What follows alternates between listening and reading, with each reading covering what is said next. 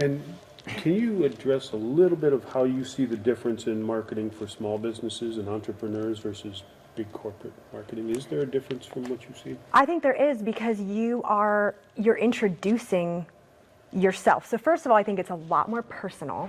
I think big corporations struggle to almost fabricate the personal connection, whereas you're marketing yourself. And so there's going to be, I think, a pride and a standard there naturally that comes through.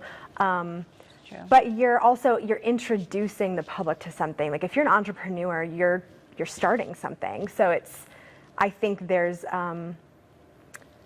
I think sometimes big corporations, assuming we're talking about one that's already established, they're just trying to kind of remain in the public eye, just pop up commercials, that kind of stuff.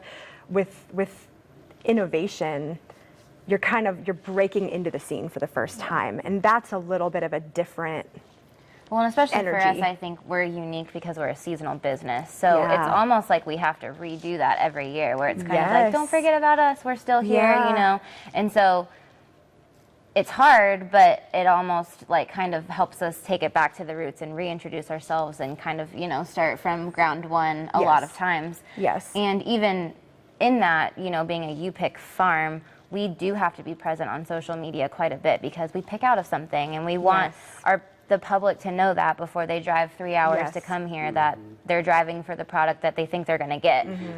So I think even naturally our presence has to stay strong in order to do that. We have to stay accurate. Like accuracy in our business, I mean, if you want people to trust your marketing and social media and website, period, it needs to be accurate all the time. But for us, we're updating things throughout the day multiple times. We've learned that being honest is the best policy. Like if we're out of something, tell people you're out of it as soon as you can, because it's going to be harder to have that conversation in person. With and so managing people's expectations of what they're going to get, and creating an accurate picture of that gives we try really hard gives the greatest return. But yes, accuracy, and we almost have to market as hard when we're closing as when we're opening, because that's not a natural thing for people who have come a couple times in a season to be like, oh yeah, you're going to be closed at some point. And so, I mean, we have a huge marketing push at the end of the year that we're closed.